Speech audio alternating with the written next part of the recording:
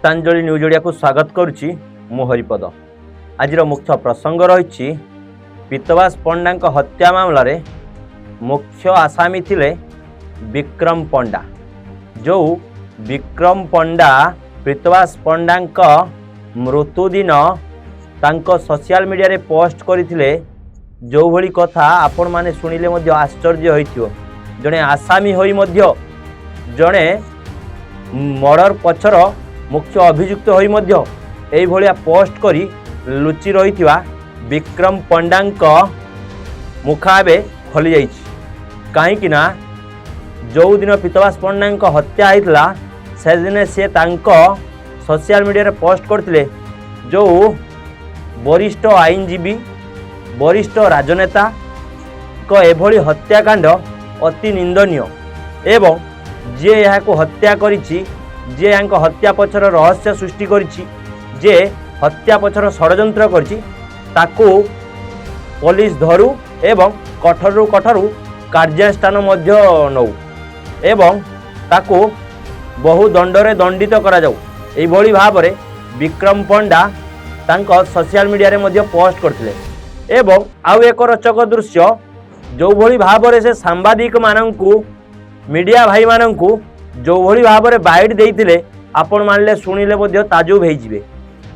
एठी जो पीतवास पंडा हत्या मामला रे पुलिस रो इन्वेस्टिगेशन भूल हेइ थाउ किंबा तदंत परिप्रेक्ष्य रे भूल हेइ थाउ, किंतु विक्रम पंडा को पुलिस साब्यस्त करिछि मुख्य आसामी बोली।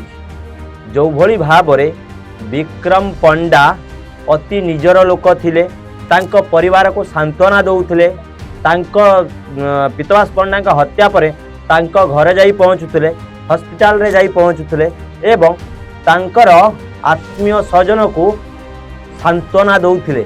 किंतु जो भली भाबरे विश्वासघातकता करिसंती विक्रम पंडा ताहा आपण माने जानी पारुथिबे। जो ब्रह्मपुर श्रीजुक्त पीतवास पंडा हत्या मामलार मुख्य अभियुक्त बोली पुलिस कहिछि। एहारी मध्यरे पीतवास पंडा श्रद्धांजलि सभारे मध्य जाई से सठारे पुष्पमाल्य दर्पण करिथिले एवं तांको आत्मार सद्गति पाई भगवान को मध्य प्रार्थना करिथिले। एई भली भाबरे से लोकंकु सांत्वना मध्य दउतले, तांको परिवार लोकंकु सांत्वना दउतले, आत्म स्वजन को सांत्वना दउतले, सठारे जाई रहुतिले एवं समस्त कथा बुझुतिले। किंतु हत्या पछर तांकर एभली षड्यंत्र लोक माने साधारण विश्वास करि पारु नाहंती। काहेकि ना निज लोक जदि हत्या पछर मुख्य अभियुक्त थाए ताहले निज लोकर निज लोक प्रति भरोसा तुटी जीवो। सेही भली भाबरे लोक माने विश्वास मध्य करि पारु नथिले। जो भली भाबरे पीतवास पंडा हत्या पछर मुख्य अभियुक्त थिले विक्रम पंडा एवं विक्रम पंडा थिले पूर्वतन विधायक, टाणुआ नेता, बहु जनसमर्थन रहितला तांको प्रति, बहु लोकंकर सुख दुखर साथी मध्य थिले। किंतु तांकर एभली आचरण कौनसी भाबरे लोक माने ग्रहण करि पारु नाहंती। एई भली भाबरे षड्यंत्रकारी नेता लोक माने विश्वास करि पारु नाहंती जे नेता माने भी मध्य एई भली भाव करि पारंती कि।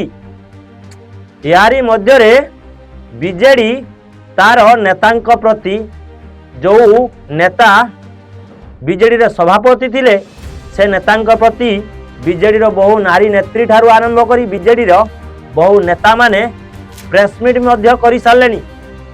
जो विक्रम पंडा हत्या पछर मुख्य अभियुक्त नुहंती, तांको राजनैतिक दृष्टि हत्यार मुख्य अभियुक्त बोली प्रमाणित करा जाउछि। एठी बीजेपी सरकार को टार्गेट करुछंती बीजेडी रो तुंग नेता नेत्री एवं जो विक्रम पंडा हत्या पछर रहस्य मध्य जानी मध्य बीजेडी चुप रही प्रेस मीट करुछि। बारंबार प्रेसमिट कर प्रमिला मल्लिक ठू आरंभ कर बीजेडी बहु नेता प्रेसमिट कर सारे जो विक्रम पंडा रही राजनैतिक दृष्टि बंधा जा मुख्य आसामी बोली करा किंतु या घटनार सत्यासत्य हूँ विक्रम पंडा होती हत्यार मुख्य अभियुक्त जो ब्रह्मपुर एसपी काली मीडिया माध्यम रे समस्त तथ्य वर्णना करथिले प्रथम रु लास्ट पर्यंत समस्त इन्वेस्टिगेशन सहित वर्णना करथिले जो भली भाव रे विक्रम पंडा बहु दिन आगु प्री प्लानिंग एवं मर्डर तांको सहित बहु कॉर्पोरेटर मध्य रही जो माने कि पीतवास पंडा हत्या पछर विक्रम पंडा सहित हत्या करिवार अभियुक्त सेमानंको वर्तमान ब्रह्मपुर पुलिस जन को उठे आनिथिला बेले आहुरी 2 जन फेरार अछंती सेमानंको ब्रह्मपुर पुलिस खोजुछि।